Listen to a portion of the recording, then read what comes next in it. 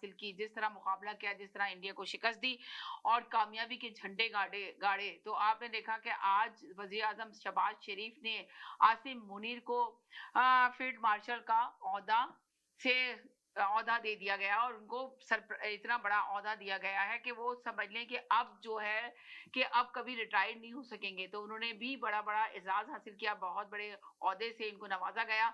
तो आप बताइए कि आखिरकार उन्होंने आसिम मुनीर साहब ने जो अपने साथ जो जिस तरह से पाकिस्तान को एक बुलंदी तक पहुंचा दिया, जिस तरह कहना चाहिए कि पाकिस्तान बिल्कुल समझ लें गिर चुका था, उसकी मईशत तबाह बर्बाद हो चुकी थी।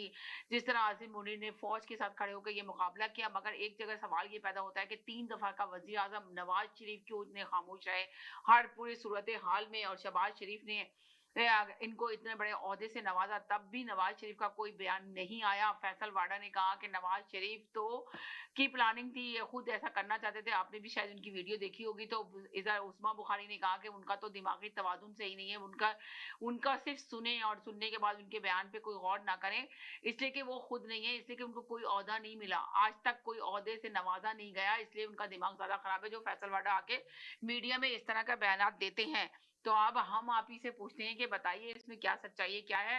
इधर गोल्डन टेम्पल पे हमला करा मोदी ने, गोल्डन टेम्पल पे हमला करने के बाद ये हमारा दूसरा टॉपिक होगा, इंशाल्लाह इसमें हम गुफ्तगू करेंगे, मगर मैं सिर्फ आपके साथ मेंशन कर रही हूँ कि गोल्डन टेम्पल पे सिखों की इबादत गाह पे मोदी ने हमला कराया और इल्जाम पाकिस्तान के ऊपर लगाया है। तो अब आप बताएं ये ड्रामा, ये जो मोदी ने फिर दोबारा से एक ड्रामा रचाया गया है, तो इसमें कितनी सच्चाई और कितनी हकीकत है, तो इस पे भी हम गुफ्तगू करेंगे। मगर सबसे पहले हम इस पे गुफ्तगू करेंगे पाकिस्तान में आसिम मुनीर को जो इतने बड़े अवार्ड से नवाजा गया है, तो इस पे हम बात करेंगे। फील्ड मार्शल का जो इतना बड़ा एजाज इनको दिया गया है, जो उन्होंने कहा है कि ये सिर्फ पाकिस्तानी कौम शौहदाओं के लिए, मैं हमेशा इसको अपने शौहदाओं के लिए रखता हूँ। तो क्या कहेंगे आप जी सर, क्या कहेंगे? शाहिद भाई हमारे साथ मौजूद है। हेलो जी, अस्सलाम वालेकुम जी। वालेकुम अस्सलाम। पहले तो ये बात है कि ये शोहदा के लिए रखा था, ये तो शहीद नहीं हुए अभी। जी, और उन्होंने कहा मैंने रख दिया है। अच्छा, तो फील्ड मार्शल का ओहदा इन्होंने शहबाज शरीफ ने उनको दिया और उन्होंने इनको वजीर आजम बना दिया है। यानी तो आप ये कह रहे हैं कि फील्ड मार्शल का ओहदा जो है ना शहबाज शरीफ ने इनको दे दिया आसिम मुनीर साहब को, और उन्होंने उनको वजीर आजम बना दिया, यानी कि गिव एंड टेक की कहानी चल गई, कुछ दे और ले की कहानी चल गई। अंधा बाटे रोड़ियां मुड़ मुड़ अपने को देता है, सही।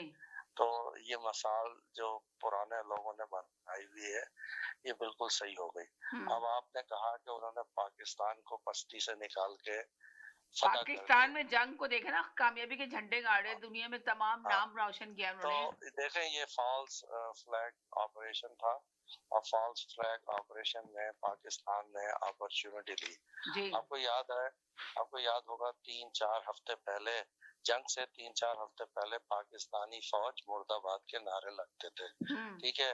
फौजी कोई ड्रेस पहन के किसी तकरीब में जा नहीं सकता था जी। तो ये आलम था फौज की। बिल्कुल आपने सही कहा, ये आलम था, मगर फिर बाद में फौज ने अपना मकाम पा लिया ना, जिस तरह के अभी जो आपने देखा पूरी दुनिया के अंदर। एक फॉल्स फ्लैग ऑपरेशन में 3 रफाल गिरा के, 2 मिग तैयारे गिरा के, और कुछ मकाम पर आपने छोटा फजाई कार्रवाई हुई है सारी। आपकी आर्मी तो ग्राउंड पे मोबाइल भी नहीं हुई थी, ना नेवी वहां से डक से निकली थी। तो ये सिर्फ फजाई एयरफोर्स का काम था कि उन्होंने ये काम किया, और वो किया किसके बेस के ऊपर? आप सबको पता है, चाइनीज टेक्नोलॉजी के ऊपर आपने किया, ठीक है। उनके अच्छा, अब टेक्नोलॉजी किसी के पास भी आ जाए, ऐसा समझ लीजिए, मैं आपको मिसाल देता हूँ कि आप एक बहुत बड़ी टनल में जा रहे हैं, टनल में अमूमन लाइटें लगी होती हैं। अब अगर वहां अगर कोई उस टनल में लाइटें भी बंद हो जाए और आपकी